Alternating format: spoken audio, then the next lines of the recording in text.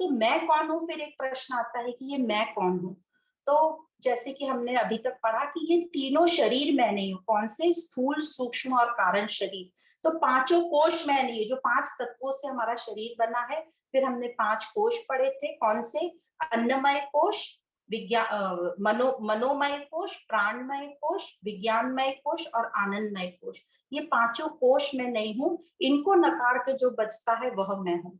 तो ये मैं कौन हूँ का जवाब हमने मांडुक्य उपनिषद में बहुत अच्छा पढ़ा था। मांडुक्य उपनिषद के पहले अध्याय के पहले चरण में 7वें नंबर का श्लोक आता है, और वो श्लोक इस प्रकार है: न अंतः प्रज्ञम न बहिष्प्रज्ञम न उभयतः प्रज्ञम न प्रज्ञान घनम न प्रज्ञम न अप्रज्ञम अदृश्यम अव्यवहारम अग्रम्यम अलक्षणम अचिंतयम अव्यपदेश्यम एकात्म प्रत्यय सार्यम प्रपंच उपशमम शांतम शिवम अद्वैतम चतुर्थम मन्यन्ते स आत्मा स विज्ञेय। तो इसका ये हम यदि इसको इस श्लोक का मतलब समझे, मतलब वह कह रहे हैं जो हमने निराकार की बात करी है कि मैं ही वह निराकार हूँ, इन्होंने सबको नकार दिया। वह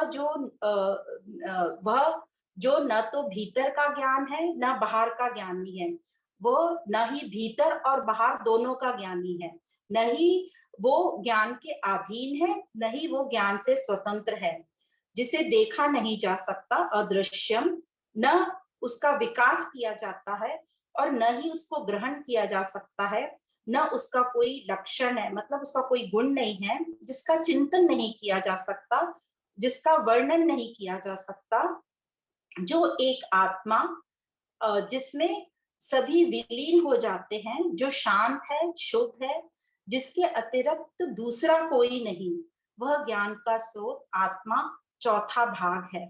तो इस प्रकार, चौथा मतलब तुरियम स्थिति की बात कर रहे हैं। तो इस प्रकार सबको नकारने के बाद कौन बचता है? वह मैं हूं। तो इस मैं को तुम जानो। फिर यह भी बोला है वह अद्वैत है। अद्वैत मतलब कि दूसरा नहीं, तो एक ही। अब दूसरा नहीं उन्होंने कहा, और एक ही तो हम बोल रहे हैं, वो कह रहे हैं दूसरा कोई है ही नहीं, क्योंकि उन्होंने लैंग्वेज की बहुत अच्छी तरह यूज किया है। मतलब वो एक ही है, दूसरा नहीं। और हमें इतनी भिन्नताएं क्यों दिखती हैं? तो उन्होंने बोला अनंत है, इनफाइनाइट। और यह जो एक ही मूल तत्व के ऊपर ही सब अनेकता या भिन्नता दिखाई देती है। और इसी प्रकार हमको समझाए कि वह एक वही मैं हूं। तो इस पर हमें विचार करते रहना है और आंसर खोजते रहना है। आंसर हमको अभी के अभी नहीं मिलता, हमें धीरज रखना है और इस खोज को जारी रखना है। कई बार लोगों को लगता है हमें आज की आज उत्तर मिल जाए, तो वो थोड़े अधीरज हो जाते हैं। हमें अलग अलग विचार भी आते हैं कि ये जगत इतना बड़ा और मैं तो एकदम छोटा सा। पर याद रखना है हमें कि ये जो मैं देखने वाला हूँ वो दिखने वाले से हमेशा बड़ा होता है। जो देखने वाला है उसमें सब कुछ समा गया। अब बाहर इतना हमें पहाड़, नदी, पूरा जगत दिख रहा है। अब हमारे अंदर तो कोई इतनी बड़ी जगह नहीं है, पर हमारे अंदर वो सब समाया हुआ है। तो इसका मतलब हम बड़े हुए और जो दिखने वाला है वो छोटा हुआ। तो देखने वाला जो है दिखने वाले को छोड़ सकता है, पर दिखने वाले का कोई अस्तित्व नहीं है यदि देखने वाला नहीं है।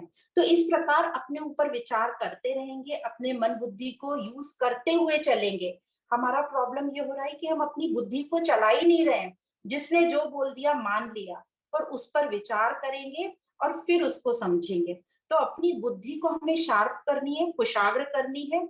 इसी को कहते हैं विवेकी बनाना। तो ज्यादा से ज्यादा हम जो अभ्यास कर रहे हैं उसमें हम समझेंगे कि सत्य क्या है, मिथ्या क्या है, या परमानेंट क्या है, टेम्पररी क्या है, और सत्य पे अपना फोकस रखेंगे। सुजग रहेंगे हमेशा कि मैं कौन हूँ, कॉन्शियस प्रेजेंट में रहेंगे। तो इस प्रकार मैं कौन हूं का जवाब ये मांडुक्य उपनिषद ने बहुत सुंदर तरीके से दिया है।